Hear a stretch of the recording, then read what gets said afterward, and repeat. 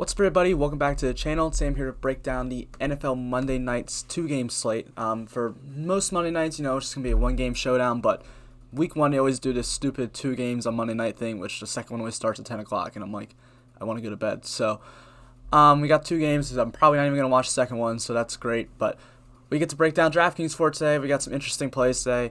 Probably going to be a really defensive game in Pittsburgh and New York, but the other one may be high-scoring, maybe defensive. We'll see. But yeah, let's get into it.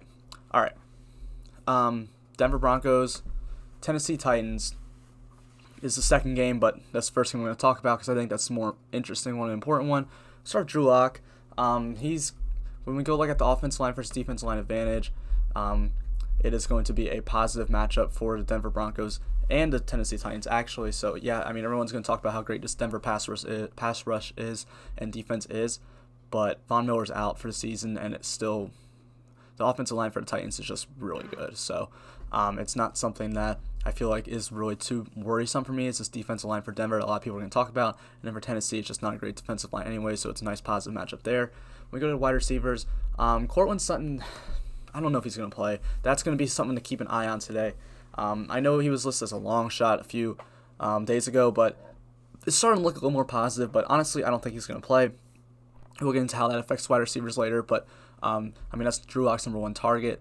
But then they also have Jerry Jeudy and KJ Hamler, and I'm sure either Tim Patrick or Deontay, or I don't remember the other receiver's name, but probably Tim Patrick slots in as number two starters. So, and then for Tennessee, you got A.J. Brown, Corey Davis, Adam Humphries. When we go look at the wide receiver cornerback matchups, overall, it is actually both positive for both teams. So the corners on both these teams are not good. Adoree Jackson is out for the Tennessee Titans. He's their starting corner, so that slots in Malcolm Butler and Jonathan Joseph. So it's a good matchup for those guys. They're just not as good as Adoree Jackson, obviously. And then we have Denver corners. A.J. Bouye is just not good. Like, he's just not going to be able to handle A.J. Brown. I think A.J. Brown is like my favorite receiver play. We'll get to that in a minute. Then we go to tight ends, Noah Fant, Jonnu Smith. When we go look at their matchups against the linebackers, Noah Fant actually comes out negative. Some very good line coverage linebackers in Tennessee, but Jonnu Smith comes out looking very, very good here. I think Jonnu Smith, and I think both these, that's going to be a very good target for Ryan Tannehill to go to. And then we go to this, and we go over to the whole average grade. It looks like that Ryan Tannehill, honestly, he's got the best matchup for me on the entire slate, but Drew Lock is second. These are the spots I want to go to for quarterback. They're both cheap. I think you can stack them with their receivers, whether it's A.J. Brown or we'll see if Sutton plays, but then if not, Jerry Jeudy. I think I like those stacks a lot. So, those are definitely places that I want to go to. It is a little bit of a lesser line, but I don't care. It's just a two-game slate. The lines aren't as important, I think. So, Denver expect to be playing from behind, but they're not like super negative favorites here. So, negative underdogs here. So it's not. I think this game could be close. I definitely like going to the pass game. I like going to stacks there. So up next we got Daniel Jones, Ben Roethlisberger. This is gonna be a rough game for Danny Dimes. As a Giants fan, not really looking forward to this game. So when we go look at the offensive line versus defensive line matchups, it is going to be very negative for the New York Giants. That defensive line for Pittsburgh is a real deal, one of the best in the league, if not the best in the league, and that offensive line for the Giants is depleted and not good. The Steelers do have a positive line, though, one of the best offensive lines in the league, and they're missing one of their best offensive linemen, but in David DeCastro, but it doesn't matter. They're still elite against that defensive line that's just not good for the Giants. We go look at the receivers. Daniel Jones is going to be thrown to Sterling Shepard, Darius Slayton, Golden Tate, and Ben Roethlisberger to Deontay Johnson, James Washington, and Juju Smith-Schuster out of the slot. We go look at overall wide receiver versus cornerback matchups. It's going to be negative for the Giants, of course, and positive for the Pittsburgh Steelers. So definitely liking some stacks of Ben Roethlisberger to maybe like Deontay Johnson or Juju. Maybe even throw some James Washington. If you want to get bold, throw in a Chase Claypool or an Eric Ebron.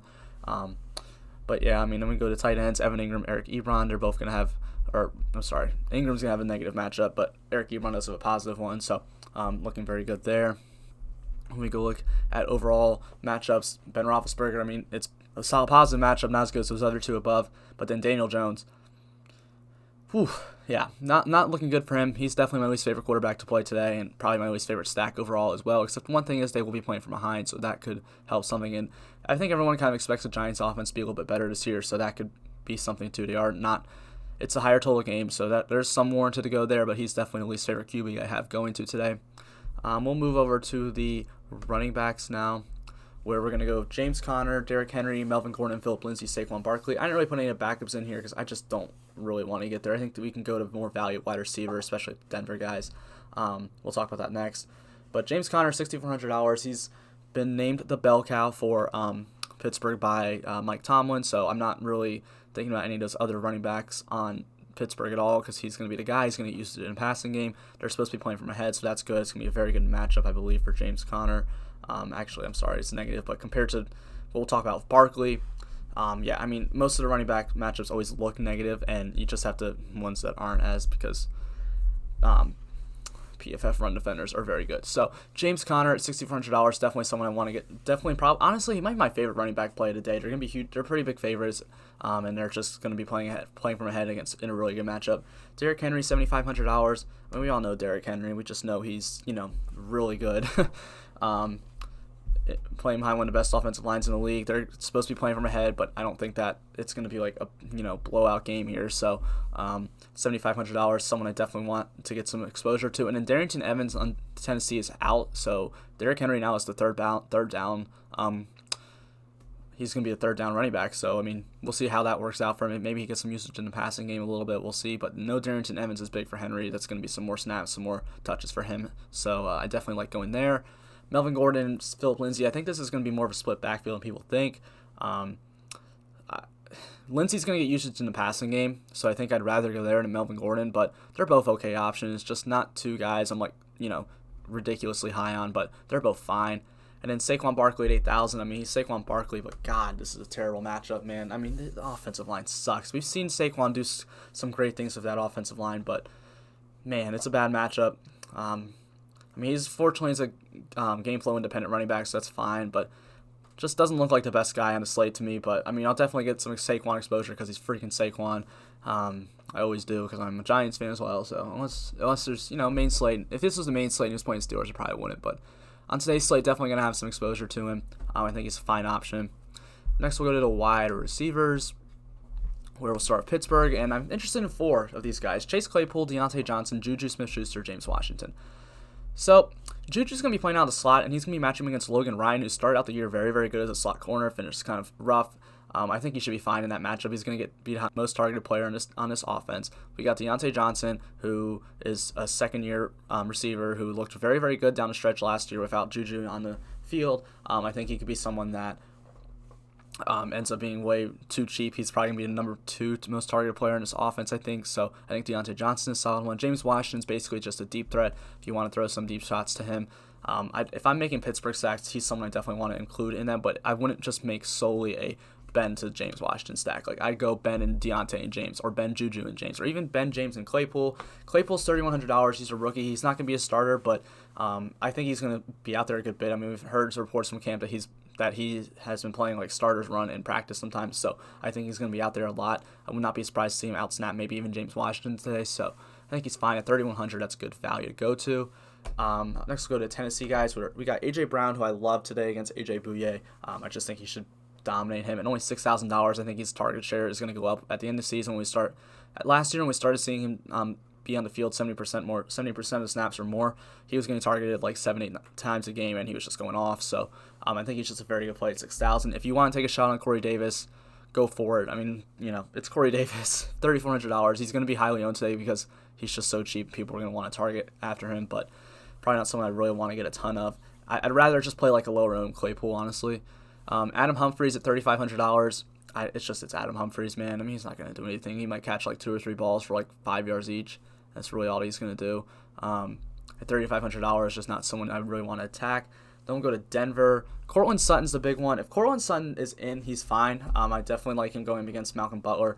But if he's out, Jerry Jeudy becomes probably the most popular receiver on the slate. And hopefully we're going to get the news on Cortland Sutton like after lock, so that we can make our own pivots. But Jerry Jeudy at $4,200 is definitely someone that I want to target no matter what. He's going to be going against Jonathan Joseph or Malcolm Butler, both not really good corners. In my opinion, the best wide receiver in the draft. I think this guy's going to be an absolute stud. I totally love going to Jerry Jeudy. And then KJ Hamler, again, if Sutton's out, KJ Hamler's only $3,000. And then Tim Patrick, I think, is like $31,000. I didn't put him on here, but both those guys are going to see increased target shares now of Cortland Sutton off the field. And those are 2 guys I definitely want to get to for some value. And I think, they'll be lower than like Corey Davis. And then we're going to close this with the Giants and, brutal matchup against Joe Hayden, Steven Nelson, and Mike Hilton, and Shepard, Slayton, and Tate. I mean, they're going to be playing from behind. If you want to stack them with Daniel Jones, it's fine. That's a risky stack, but, I'll probably have a few shares of that tonight. Shepard's probably going to be the number one targeted guy in this offense, or maybe Ingram. Those are going to be the number 1 and 2. Slayton's a deep guy. Golden Tate, I don't think's good. So, he's definitely not one of my more favorite guys to go to, but he's fine. And then we'll close it out with the tight ends where we got Eric Ebron. I put in Vance McDonald and then Jonnu Smith, Fant, and Ingram. Ebron at 4,300 against the Giants. Love that. Great play. I think Vance McDonald probably going to have a very limited role in this offense, but he might have some red zone usage, so I think he's okay if you want to just take a stab on him, but I really wouldn't play him if I'm only playing a few lineups with Vance McDonald. If you're playing a ton of GVP entries, then yeah, maybe take shots on him, but for the most part, probably wouldn't go there. Jonnu Smith, $4,000, very good matchup against the Broncos linebackers. Not great coverage guys. I think he's a very good play. I think he's going to be more targeted in his offense, have some more usage. He'll probably be the second most targeted player in his offense, in my opinion, honestly. I think Jonnu Smith could be in for a big year. At $4,000, definitely someone I want to get my hands on. And then Noah Fant at 4,600. This guy, he's a stud. I think this is a breakout year for Noah Fant. He's just a really, really good tight end. I think a lot of people are high on him this year. A lot of people were high on him last year at $4,600. Definitely want to get there. If Sutton misses, he's probably going to be the second most targeted guy in his offense, and we could see a big game from him.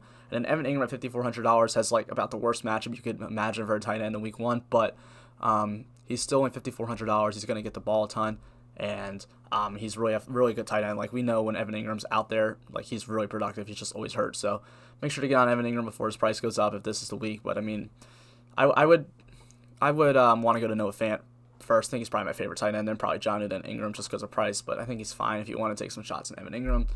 I think that's really all I got to say on the players. For my favorites, I'll rank the stacks. I think my favorite stack's got to be Tannehill. The Titans is probably my favorite stack. Then I'd say probably Pittsburgh, then Denver, and then New York. Thank you guys for checking this out. Make sure to leave a like and subscribe on the video. If you want to subscribe to my Patreon, I'll put that in the link below as well. Thank you guys for checking out. Hope you guys have a great day and make some money tonight.